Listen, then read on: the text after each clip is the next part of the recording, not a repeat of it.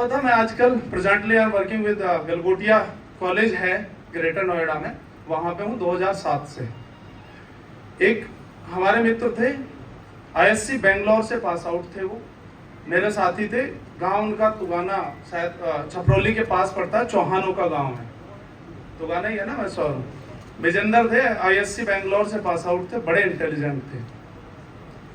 ये बात मैं वो बताना चाह रहा हूँ, जो इस आज का जो ये हमारी सभा है, इसका जो उद्देश्य होना चाहिए, कायदे में एक उद्देश्य वो भी होना चाहिए।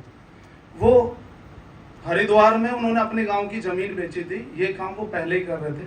हरिद्वार में उन्होंने एक प्लॉट लिया और उस पर मकान बना लिया। जमीन बेच के वहां पे एक प्लॉट लेके उसमें मकान बनाया। उनकी एक बेटी है छोटी सी, शायद वो 7-8 साल की थी। मेरे साथ वहां वो काम करते थे और उनको अचानक क्या हुआ कि कैंसर हुआ और वो 2 महीने के अंदर एक्सपायर कर गए। अब जैसे ही हम लोगों को पता चला, लास्ट मोमेंट तक वो आदमी ये नहीं बताता था कि मेरी इतनी तबीयत खराब है। जब भी फोन करें तो उसमें ये बोलता था कि नहीं, मैं बिल्कुल ठीक हूँ और मैं स्वस्थ होते ही मिलूंगा, आके मिलता हूँ। लास्ट मोमेंट पे क्या हुआ कि हमें सूचना मिली, उनकी वाइफ जो थी उनके थ्रू, कैसी उनका एक बच्चा था, उनका भतीजा, उसने बताया कि चाचा तो खत्म हो गए। ऐसे करके क्या हुआ कि हम लोग तुरंत वहां पहुंचे हरिद्वार। हमें पता था कि भाई एड्रेस ये है, तो उस लड़के से पता लिया, हम वहां पहुंचे।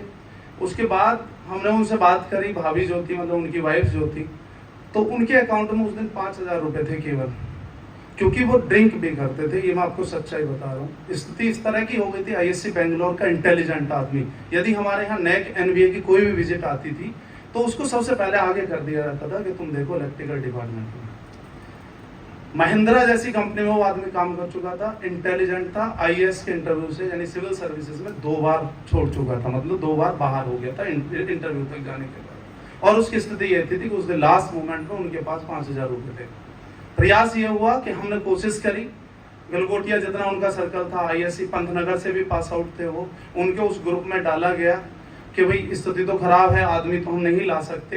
कुछ जो चीजें थी जो बची, वो उस 2 महीने के पीरियड में जो पैसे थे वो सारे उनके उस बीमारी के चक्कर में, कभी ऑपरेशन हो रहा है, कभी कीमो हो रही है, इस तरह का वो सारा सब कुछ बर्बाद हो गया। फिर उसके बाद हम लोगों ने क्या करा कि उस ग्रुप में शेयर करा, जितनी भी जिससे भी मदद हो सकी थी। जैसे ही हमें ये पता, उनकी 13वीं के दिन उनके अकाउंट में 22 लाख रुपए थे, उस भाभी जी के अकाउंट में। ये होता है उस एलुमनाई का मतलब, ये है उस चीज का फायदा। फिर हमने यहीं तक नहीं छोड़ा, हमने भाभी से पूछा उनसे कि अब आप बताओ, उनकी एमबीए थी क्योंकि, और हमारे यहाँ जो रखे जाते हैं वो कम से कम पीएचडी होना चाहिए, यदि मैनेजमेंट में भी है तो। हमने कोई बात नहीं, मैनेजमेंट से डायरेक्ट मुलाकात कराई, उनको बुलाया कि आप मिलो। 11 साल से, 12 साल शायद उन्होंने 2009 में ज्वाइन करा था, तो 12-13 साल उनके, 14 साल शायद थे, तो उनसे हमने सीधा चेयरमैन से मुलाकात करवाई। चेयरमैन से मुलाकात करने के बाद उन्होंने बोला कि देखो, हमें तुम्हें टीचिंग पे तो नहीं रख सकते। मैंने कहा सर कोई बात नहीं, जिसमें आप रख सकते हैं वहाँ पे रख लीजिए। उन्होंने बोला कि भैया मेरा काम तब तक नहीं चलेगा, कम से कम यदि मैं यहाँ बच्ची को पढ़ाऊंगी भी तो 30-40 हज़ार रुपये मुझे चाहिए। मैंने कहा आप अपनी ये बात यहाँ इस चेयरमैन के सामने रख देना, जितना हमसे प्रयास होगा हम लोग करेंगे। तो उसके बाद चेयरमैन ने भी हमारी बात मानी और 40,000 रुपये का उसमें एडमिशन सेल में उनको परमानेंटली रख लिया है।